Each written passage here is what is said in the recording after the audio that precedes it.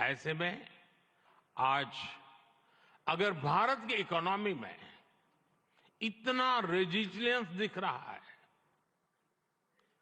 अगर आज भारत की ग्रोथ में इतना मोमेंटम दिख रहा है, तो इसके पीछे बड़ी वजह है बीते 10 वर्षों में स्ट्रक्चरल रिफॉर्म्स पर हमारा फोकस। इन रिफॉर्म्स ने भारत की इकोनॉमी की कैपेसिटी, कैपेबिलिटी एंड कॉम्पिटिटिवनेस बढ़ाने का बहुत बड़ा काम किया है। रिकैपिटलाइजेशन और आईबीसी से हमने भारत के बैंकिंग सिस्टम को दुनिया के सबसे मजबूत बैंकिंग सिस्टम में से एक बना दिया है। ईज ऑफ डूइंग बिजनेस पर जोर देते हुए हमने 40,000 से ज्यादा कंपनीज को समाप्त कर दिया है, कंप्लायंसेस को समाप्त कर दिया है। जीएसटी ने भारत में टैक्स के अनावश्यक जाल को खत्म किया है। भारत में हमने ग्लोबल सप्लाई चेन के डाइवर्सिफिकेशन के लिए बेहतर माहौल बनाया है। हाल में ही हमने 3 FTA साइन किए ताकि ग्लोबल बिजनेस के लिए भारत और अट्रैक्टिव डेस्टिनेशन बन सके। इनमें से एक FTA तो यूएई के साथ ही हुआ है। हमने अनेक सेक्टर्स को ऑटोमेटिक रूट से FDI के लिए ओपन किया है। आज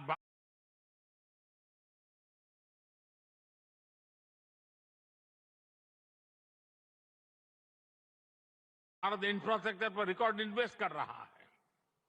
पिछले 10 वर्ष में भारत का कैपेक्स 5 गुना अधिक हो चुका है। फ्रेंड्स, भारत आज ग्रीन एनर्जी और अल्टरनेटिव एनर्जी सोर्स को लेकर भी अभूतपूर्व गति से काम कर रहा है। भारत की रिन्यूएबल एनर्जी कैपेसिटी 3 गुना बढ़ी है और सोलर एनर्जी कैपेसिटी में 20 गुना वृद्धि हुई है। डिजिटल इंडिया मिशन ने भारत में लाइफ और बिजनेस दोनों को ट्रांसफॉर्म कर दिया है। 10 वर्षों में सस्ते फोन और सस्ते डेटा से डिजिटल इंक्लूजन की नई क्रांति आई है। हर गांव तक ऑप्टिकल फाइबर पहुंचाने का अभियान, 5G का तेजी से विस्तार आम भारतीयों का जीवन बदल रहा है। आज हम दुनिया में तीसरे बड़े स्टार्टअप इकोसिस्टम है। 10 वर्ष पहले तक भारत में कुछ 100 स्टार्टअप थे। आज भारत में 1,15,000 रजिस्टर्ड स्टार्टअप्स है। भारत के ओवरऑल एक्सपोर्ट में भी रिकॉर्ड बढ़ोतरी हुई है। फ्रेंड्स, भारत में जो ये बदलाव आ रहा है, वो भारत के नागरिकों की ईज ऑफ लिविंग भी बढ़ा रहा है, उन्हें एम्पावर कर रहा है। हमारी सरकार के 5 वर्षों में 13.5 करोड़ से ज्यादा लोग गरीबी से बाहर निकले हैं।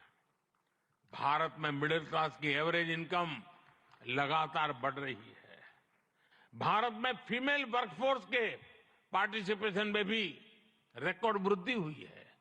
भारत के भविष्य के लिए ये बहुत अच्छी संकेत है और इसलिए मैं आप सभी का आह्वान करूंगा कि भारत की इस विकास यात्रा से जुड़िए, हमारे साथ चलिए। साथियों, लॉजिस्टिक्स को लेकर ईज ऑफ ट्रांसपोर्टेशन के लिए भी भारत में आधुनिक पॉलिसीज पर काम हो रहा है। 10 साल पहले भारत में 74 एयरपोर्ट थे। आज भारत में 149 एयरपोर्ट्स हैं।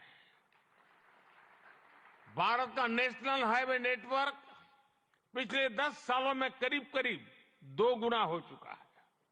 10 सालों में हमारा मेट्रो ट्रेन नेटवर्क 3 गुना से ज्यादा बढ़ चुका है। गुजरात हो, महाराष्ट्र हो या फिर हमारी ईस्टर्न कोस्ट लाइन हो, इनको आज डेडिकेटेड फ्रेट कॉरिडोर से जोड़ा जा रहा है। भारत में आज अनेक नेशनल वाटरवेज पर एक साथ काम चल रहा है। भारतीय पोर्ट्स का टर्न अराउंड टाइम आज बहुत कॉम्पिटिटिव हो गया है। G20 के दौरान जिस India middle east Europe economic corridor की घोषणा हुई है, वो भी आप सभी इन्वेस्टर्स के लिए बहुत बड़ी बिजनेस अपॉर्चुनिटी है। फ्रेंड्स, भारत के कोने कोने में आपके लिए नई संभावनाएं हैं। वाइब्रेंट गुजरात समिट इसके लिए भी एक गेटवे की तरह है, गेटवे टू द फ्यूचर। और आप भारत में सिर्फ इन्वेस्टमेंट ही नहीं कर रहे, बल्कि यंग क्रिएटर्स और कंज्यूमर्स की एक नई जनरेशन को भी शेप कर रहे हैं। भारत के एस्पिरेशन से भरी यंग जनरेशन के साथ आपकी पार्टनरशिप को वो रिजल्ट लाकर दिखा सकती है जिसकी आपने कभी कल्पना भी नहीं की होगी।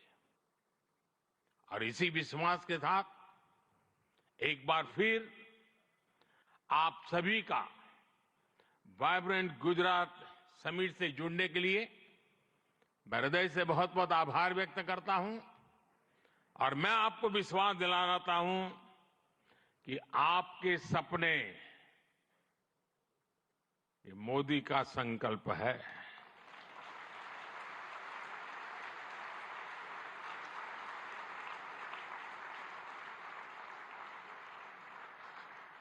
आपके सपने जितने बड़े होंगे, मेरा संकल्प भी उतना ही बड़ा होगा। आइए, सपने देखने के अवसर अनेक हैं, संकल्प पूरा करने का सामर्थ्य भी मौजूद है। बहुत बहुत धन्यवाद। माननीय प्रधानमंत्री महोदय, आपके प्रेरणादायक उद्बोधन और गुजरात की विकास कहानी में सक्रिय रूप से भाग लेने के लिए, सभी को प्रोत्साहित करने के लिए एवं आपकी प्रेरक उपस्थिति के लिए हम भी आपका बहुत बहुत धन्यवाद करते हैं। We extend our heartfelt appreciation for the same. एक बार फिर यहां उपस्थित सभी गणमान्य अतिथि एवं समस्त सभागण का हम आभार व्यक्त करते हैं।